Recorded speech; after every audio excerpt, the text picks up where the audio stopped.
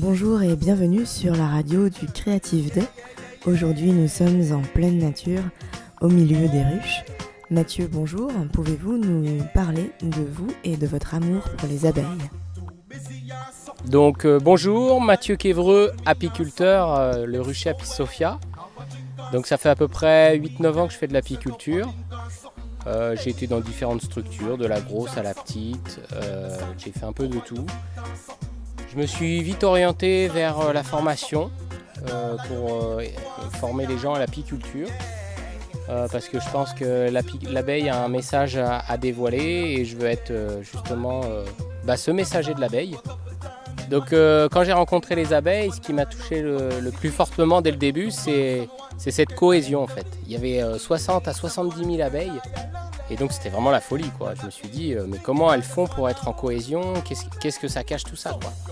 Et du coup dans mon parcours j'ai pu comprendre au bout d'un moment qu'elles représentaient un symbole de fraternité et que c'était ça que je voulais montrer à l'humanité pour montrer que l'abeille pouvait aider l'être humain dans ce rapport entre humains pour créer quelque chose à plusieurs.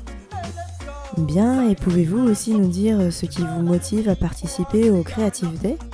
Donc le Creative Day, en fait, c'est un événement auquel je participe. Je propose un atelier autour des abeilles parce que pour moi c'est important de montrer le message de l'abeille au niveau communautaire. Et j'ai pu expérimenter aussi en tant qu'être humain ce message social, ce message communautaire à travers les stages du Kaya Team.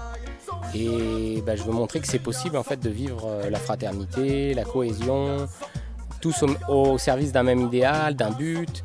Et ça fonctionne, quoi. Donc l'abeille, elle a ce message à porter et moi aussi j'ai ce message à porter. Donc on s'associe pour cette activité, quoi. Et en fait, ce qu'on avait eu envie de faire vivre aux participants, c'est la vie de la colonie, qui vivent l'intimité de la colonie, ce qui s'y passe à travers des jeux collaboratifs. Et donc les gens qui vont participer vont rentrer comme dans l'univers de la ruche, ils vont découvrir ce qui s'y passe à travers différents jeux. Et à travers ce processus, à la fin, ils pourront vraiment voir une vraie ruche et ce qui s'y passe dedans. Et là, ça va leur faire un écho plus parce qu'ils vont voir aussi ce qu'ils ont vécu à l'intérieur, mais ça va être visible à l'extérieur avec les ruches, quoi. Donc c'est ça qui va être, à mon avis, super fort pour eux, quoi, et pour nous. Oui, et pouvez-vous nous dire quelques précisions sur ces jeux ? C'est les différents rôles de l'abeille. Alors pas tous évidemment parce que ça prendrait beaucoup trop de temps, mais ils vont expérimenter les différentes facettes d'une abeille durant sa vie. Et ça va leur permettre de voir dans leur vie ce qu'ils peuvent eux expérimenter, quel rôle ils peuvent tenir aussi dans leur vie, pour que justement il y ait une nouvelle culture qui se mette en marche, une nouvelle organisation. Et donc à travers ces jeux, ils vont comme révéler une part d'eux-mêmes en fait, et ils vont découvrir que eux ils ont ce potentiel en eux et que c'est pas un hasard s'ils vivent ça, s'ils découvrent ça. Et toute cette expérience va être vécue en groupe, donc il va vraiment avoir la collaboration, l'entraide, pour que chacun puisse aller au bout du jeu, quoi. Merci beaucoup et très belle journée à vous.